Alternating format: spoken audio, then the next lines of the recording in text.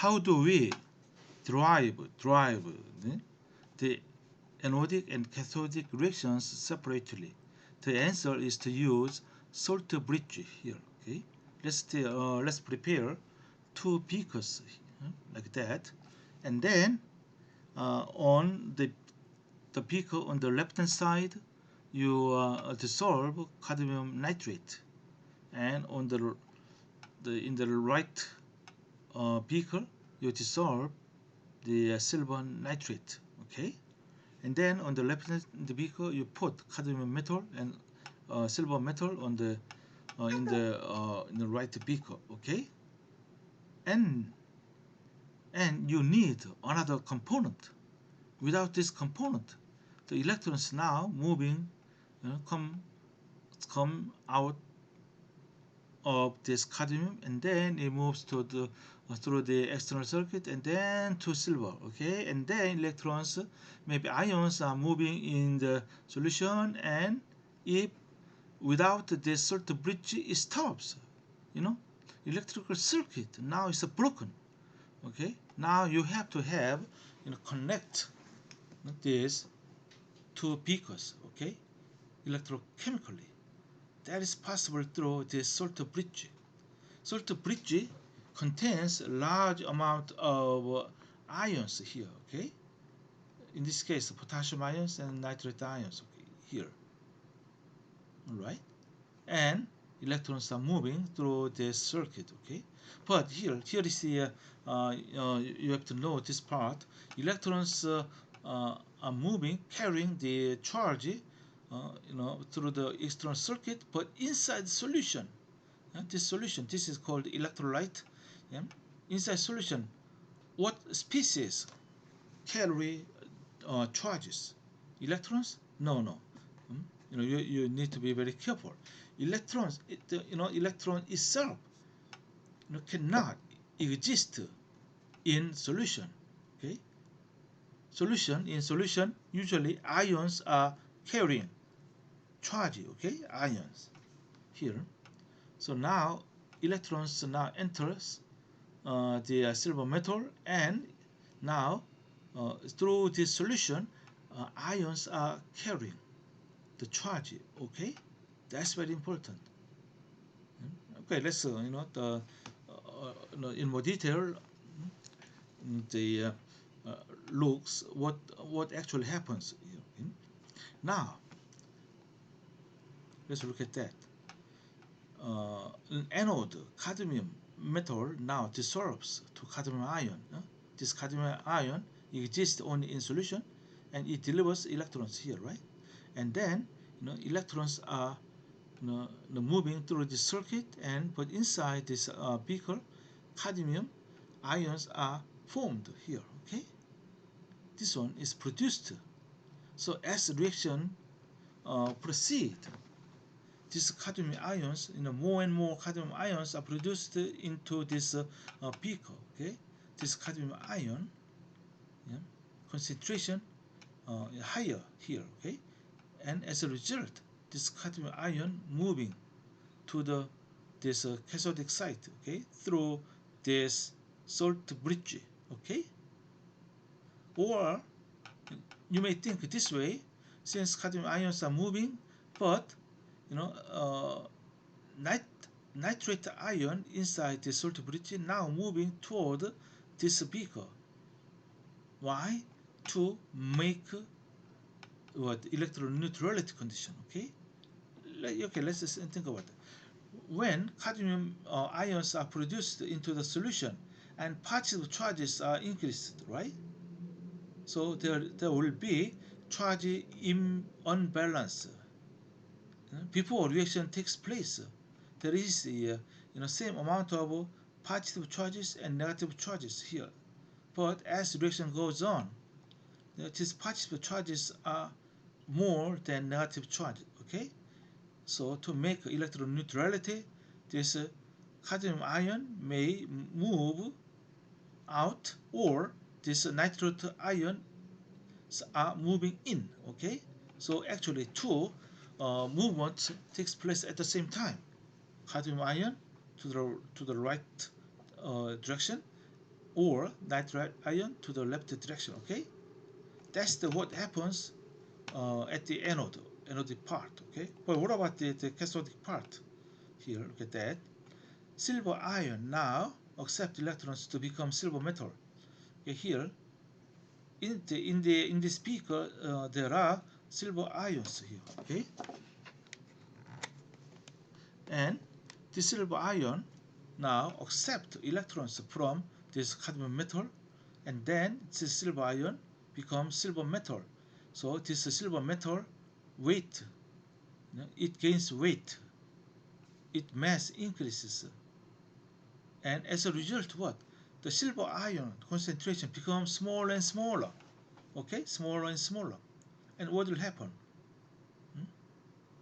The, the negative ion is becomes larger in this beaker. Okay, so to make the charge compensation, this one, potassium ion are moving to this beaker, yeah, to make an electroneutrality, or nitrate ion already existing, a nitrate ion here now moving to the left hand side. Okay, either way, so two electrons are moving in opposite directions here. Okay, yeah. So actually, electrochemical reactions involve ion movement. Okay.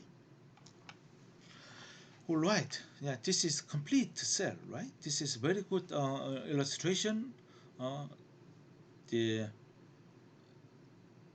for the reactions taking place at both electrode. Okay. Yeah, but this is quite cumbersome.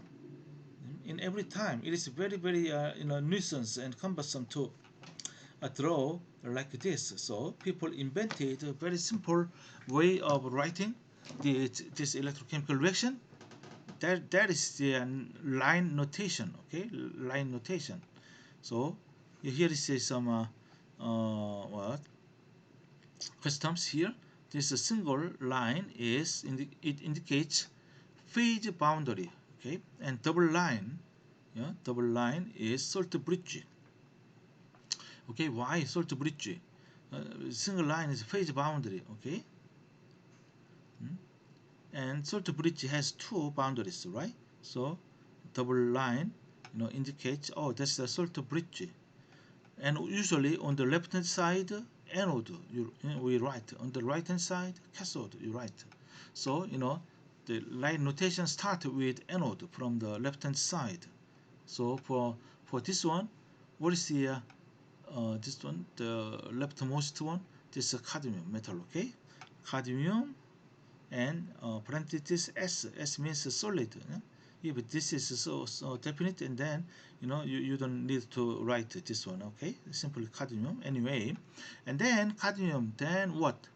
Yeah, we moving from this left to the right. Okay, and cadmium is a solid, and then it now meets. It meets the solution. Okay, and cadmium is solid, and the liquid is the liquid. Okay, there is a phase boundary. Okay, here you put this line, and then cadmium nitrate is there, so you write cadmium nitrate, and then parenthesis aqueous. This means aqueous solution. Hmm? But this is so clear, and then you don't need to use this one anyway. And then what? This one, and then you meet this one. Yeah, salt bridge, one phase boundary here and another phase boundary there. Okay, so double phase boundary here. Okay, and then silver nitrate solution here, and then what? Finally, silver metal. Okay, so this picture can be represented by this simple notation. Okay, so when you see this notation, and then you immediately have to think this type of cell. All right, so you need practice. Okay, now consider the standard potentials. Okay, what is the standard potentials in electrochemistry? Hmm? The absolute, the potential doesn't exist. Okay, the concept of absolute potential does not exist in electrochemistry. What does that mean? Yeah, what does that mean? For the let's see. let's consider this one again. This silver ion accept one electron to become silver metal, right? Mm? So it has its own potential. Okay, likewise, cadmium.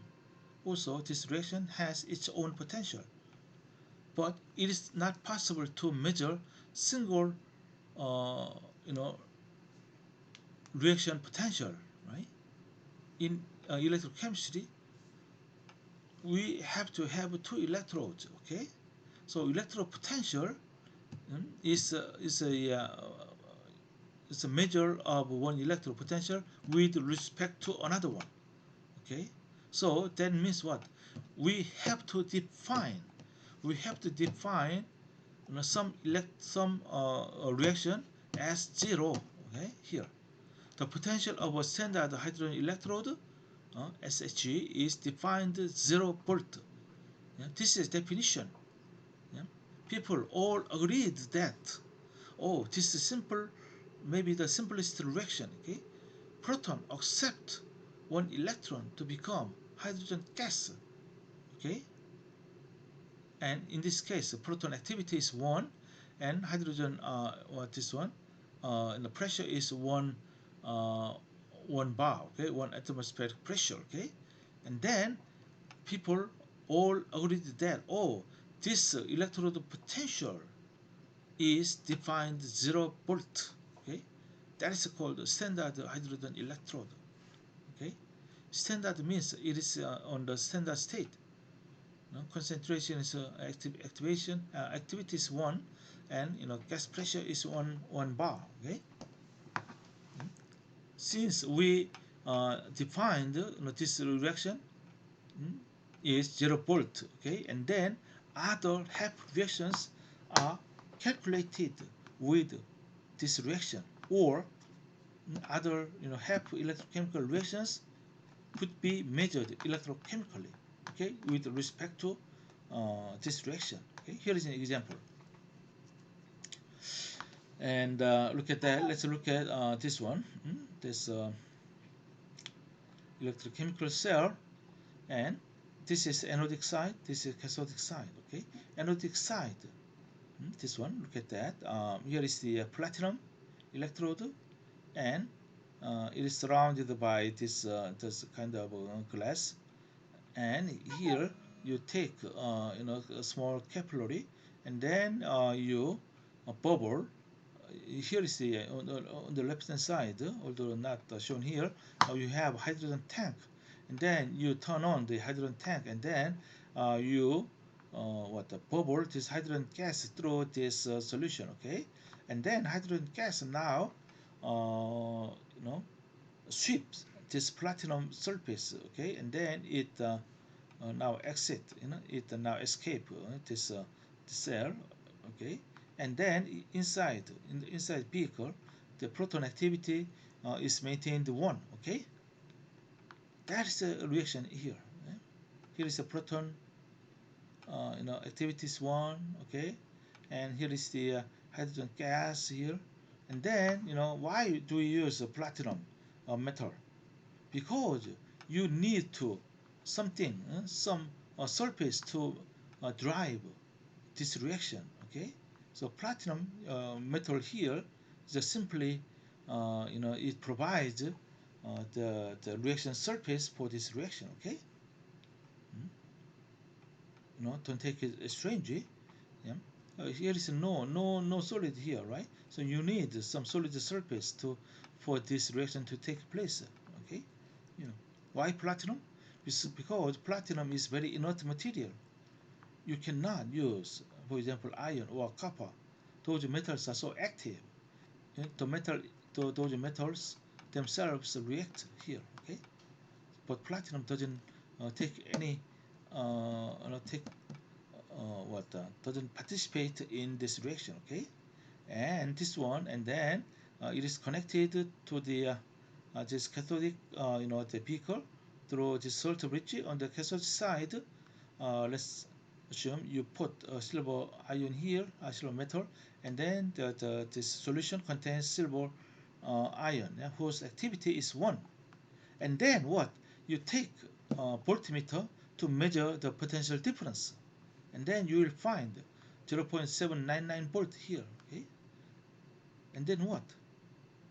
Since we already defined this reaction potential is 0 volt, and then 0.799 volt, this is the potential of this reaction. Okay, on the right hand side, the electrochemical reaction is this one: silver ion accept electrons to become silver metal. Okay, so this standard electrode potential here in this case is 0.799 volt. Why? Because this is already 0. So difference is only this one, yeah, and this reaction potential, standard reduction potential, is this one, 0.799 volt. Okay, this is how we measure other half reactions.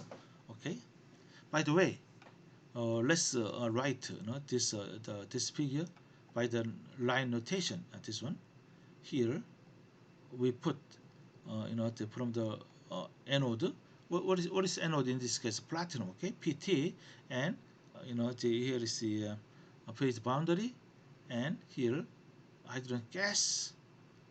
Okay, hydrogen gas is a gas state. Okay, this one, the platinum now first meet the hydrogen gas, and then hydrogen gas now meet this proton. There is another phase boundary here, and then double phase boundary for the salt bridge and silver metal, silver ion and silver metal. Okay, yeah, this one. But since this part is called SCE, instead of write it this way, we simply write SCE, SHE. I'm sorry, standard hydrogen electrode. All right. And by that way, or by simple calculations, okay, from the calculations, people made a very long list of standard reduction potentials. Okay, this is simply several of them. Okay, this is yeah, it now this table now lists several different half reactions in the order of electro half the standard reduction potential. Okay, this is decreasing order. So it is quite important to read. You have to know how to read this table. Yeah, that is very important. Okay, no, these half reactions are written in reduction form. Okay, reduction. The long time ago when I was a college student like you, and then some, the textbook wrote different way, oxidation, oxidation way. But now they are all unified. That this is all written in reduction form. Okay, and this one, fluorine gas accept 2 electrons to become fluoride ion. Okay, then is standard reduction potential is here, symbol is E and 0 here. Yeah? 0 means a standard state. That gives us 2.89 volt, quite high. And then what about the ozone? Ozone takes 2 protons and 2 electrons to become oxygen gas and water, and that potential is 2.075 volt, like that. Yeah, and then now is decreasing, and then 0, SHE here, and then cadmium ion, right? This reaction, this one is E0 is minus 0.402 volt. Okay, and then finally potassium and lithium ion, plus electron is lithium metal, that is minus 3.04 volt. Okay, and this table contains a lot of very precious information. Okay, here, what is the strongest oxidant? Strongest oxidant. To find the strongest oxidant, you first look at these E0 values. Okay, here, this is the highest one, and then this part on the left hand side, F2, fluorine gas is the strongest oxidant. Okay, and what is the strongest reductant? Maybe this one? No. You see, on the left hand side, the species, they are all accident. Okay, they are all accidents. But this one is strongest one, and lithium ion is accident, but its oxidizing power is weakest. Okay, so lithium ion is the weakest accident. Okay, but on the same by the same reason, the right-hand species are all reductant. What is the strongest reductant is lithium ion. Okay, the smallest one, you find the smallest easier value, and then write the species is the strongest reductant. And what about the fluoride ion? This is the weakest reductant. Okay, and then reaction takes place. Yeah, spontaneous reaction takes place between oxidant and reductant. But here, fluorine gas now oxidizing silver metal. Okay, or maybe it can oxidize copper metal. Okay, likewise, silver ion can oxidize copper metal or oxidize this cadmium metal, right? But cadmium ion, plus 2 ion cannot oxidize silver metal. Okay, yeah, because potential difference. Okay. Hmm? By the way, lithium ion reduce any species here. Okay, because this is strongest reductant. Okay, so you understand, yeah? So reaction, this one, copper ion can react with hydrogen gas, but proton cannot oxidize copper metal. Okay, you'll see why. Huh?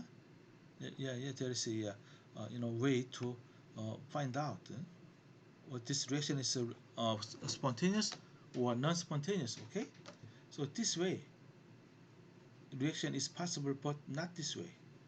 Okay, yeah.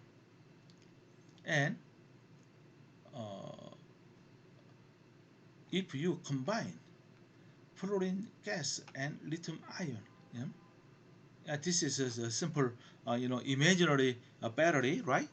The best battery in the world could be produced by, manufactured by fluorine gas and lithium metal. Okay, and then that battery, what potential is what the difference between 2.89 and minus 3.04. Yeah, that is almost a 6 volt, right? One battery. Wow, so high voltage, right? Well, it cannot. Uh, it cannot be possible. Okay, the why people use lithium ion because its easier value is quite low, and then with the combination of other other species, and then that the potential difference is the battery voltage. Okay, let's temporarily stop here.